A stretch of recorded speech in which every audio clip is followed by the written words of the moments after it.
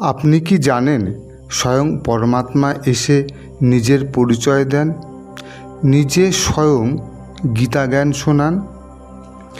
স্বয়ং পরমাত্মা হলেন নিরাকার জ্যোতিবিন্দু স্বরূপ। তার নিজস্ব কোনো শরীর নেই, তাই তিনি অন্যের বৃদ্ধ শরীরে আসেন। পরমাত্মা ব্রহ্মার দেহে আসেন, তাকে প্রজাপিতা ব্রহ্মা বলা হয়। নিরাকার শিব হলেন সকল আত্মাদের পিতা। তার নিজস্ব কোনো শরীর নেই, তাই তিনি অন্যের শরীর লোন নেন আর নিজেই বলেন, আমি প্রকৃতির আধার নেই। তা না হলে কথা বলবো কিভাবে, জ্ঞান শোনাবো কিভাবে? শরীর ব্যতীত কথা বলা সম্ভব নয়। অতএব তিনি যে শরীরে প্রবেশ করেন তার নাম রাখা হয় প্রজাপিতা ব্রহ্মা। এই পুরাতন অপবিত্র দুনিয়াকে পবিত্র বানানোর জন্য স্বয়ং পরমাত্মা এই মহান ভারতের রাজস্থানের স্থিত আবু পর্বতে অবতরিত হয়ে প্রজাপিতা ব্রহ্মার শরীরের মাধ্যমে গুপ্তভাবে নিজের অলৌকিক কর্তব্য পালন করে চলেছেন। পরমাত্মা, যাকে আমরা ঈশ্বর, ভগবান, আল্লাহ, গড ইত্যাদি নামে জানি, উনি নিরাকার জ্যোতিবিন্দু স্বরূপ। উনি বিশ্বের সকল আত্মার পরম পিতা। উনি জ্ঞান, পবিত্রতা, প্রেম, আনন্দ আর শক্তির সাগর। তিনি জন্ম মৃত্যুর চক্র থেকে আলাদা, তাই তিনি জন্ম মৃত্যুতে আসেন না। অন্যের শরীরে প্রবেশ করে গীতাজ্ঞান প্রদান করেন। এখন চারিদিকে অত্যাচার, ভ্রষ্টাচার, হিংসা এবং অশ্লীলতায় ভরপুর হয়ে গেছে, পাপে ভরপুর হয়ে গেছে। অধর্ম আজ তার চরম সীমায় পৌঁছে গেছে। দুঃখ, কষ্ট, অশান্তি, কাম, ক্রোধ, লোভ, মোহ এবং অহংকারে বশীভূত মানুষের কুকর্মে আজ সারা পৃথিবী দাউ দাউ করে জ্বলছে। এখন সেই সময় যখন পরমাত্মাকে, অশুভ শক্তি আর অধর্মকে বিনাশ করতে আর শুভ শক্তির উত্থান করে সত্য ধর্মের স্থাপনার জন্য এই পৃথিবীতে অবতরণ করতে হয়। সকল ধর্মে এই মান্যতা আছে যে যখনই অধর্ম ক্রমশ বাড়তে থাকে তখনই পরমাত্মাকে এই ধরাতে অবতরণ করতে হয়। এখনই হলো সেই সময়। বর্তমান সময়ে আমরা যুগ পরিবর্তনের মধ্যে দিয়ে এগিয়ে চলেছি। কলিযুগের সমাপ্তি আর সত্যযুগের শুভারম্ভ।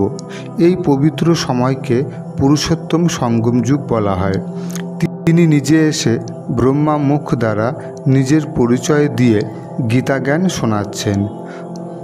আমরা শ্রীমদ্ ভগবত গীতার এই শ্লোকটার সঙ্গে কম বেশি সবাই পরিচিত, যেখানে বলা আছে, যদা যদা হি ধর্মস্য গ্লানির্ভবতি ভারত অভ্যুত্থানম ধর্মস্য তদাত্মানং সৃজাম্যহম পরিত্রাণায় সাধূনাং বিনাশায় চ দুষ্কৃতাং ধর্ম সংস্থাপনার্থায় সম্ভবামি যুগে যুগে। অর্থাৎ যখন যখন ধর্মের অতি গ্লানি হয় আর অধর্মের উত্থান হয় তখন তখন আমি আসি, দুষ্কৃতকারীদের বিনাশ করে আর সাধুদের উদ্ধার করে নতুন ধর্মের স্থাপনা করি।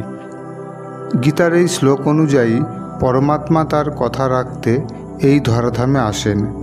আর এখনই হলো সেই অমূল্য সময়, পুরুষোত্তম সঙ্গম যুগ।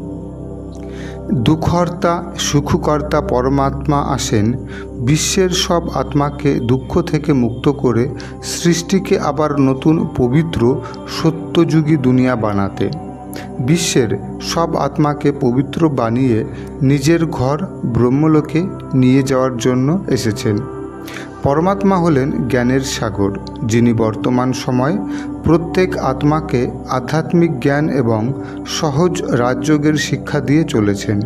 সহজ রাজযোগ এমনই এক যোগ সাধনা যার দ্বারা আত্মা সহজেই পরমাত্মার সঙ্গে যোগযুক্ত হতে পারে, যার ফলস্বরূপ আত্মা পবিত্র হয়ে ওঠে, তমপ্রধান থেকে ধীরে ধীরে শতপ্রধান হয়ে ওঠে, মানুষের দুঃখ কষ্টের সমাপ্তি ঘটে। আপনি যদি প্রজাপিতা ব্রহ্মকুমারী ঈশ্বরীয় বিশ্ববিদ্যালয়ের সঙ্গে যুক্ত না থাকেন, তাহলে বলবো এই ঈশ্বরীয় বিশ্ববিদ্যালয়ের সঙ্গে যুক্ত কোনো ভাই অথবা বোনের সঙ্গে একটিবার কথা বলুন। দেখবেন তার কথায়, তার আচরণে এত মধুরতা আর পবিত্রতা যে আপনি মুগ্ধ হয়ে উঠবেন। আপনি পরমাত্মার উপস্থিতি অনুভব করবেন। বুঝতে পারবেন বর্তমান সময়ে স্বয়ং ঈশ্বর ছাড়া সাধারণ মানুষকে পরিবর্তন করানো কারো দ্বারা সম্ভব নয়। পরমাত্মা এসেছেনই নারীকে লক্ষ্মী আর নরকে নারায়ণ বানাতে। বর্তমানে ব্রহ্মকুমার কুমারী ভাই বোনেরা এক একজন লক্ষ্মী নারায়ণের প্রতিমূর্তি। এরকম স্বয়ং ভগবান ছাড়া আর কেউ করতে পারে না। আপনি মানুন আর না মানুন, এটাই সত্যি যে কলিযুগের আয়ু শেষ হতে চলেছে, আর স্বয়ং ভগবানও কিন্তু কলিযুগের শেষ পর্যন্ত এই ভারতভূমিতে রয়েছেন। আর এই বার্তা আনন্দের সঙ্গে তারই আদেশ অনুসারে সবাইকে জানানো হচ্ছে। পরমাত্মার ছত্রছায়ায় সবাই ভালো থাকুন, সুস্থ থাকুন, সুরক্ষিত থাকুন। ধন্যবাদ।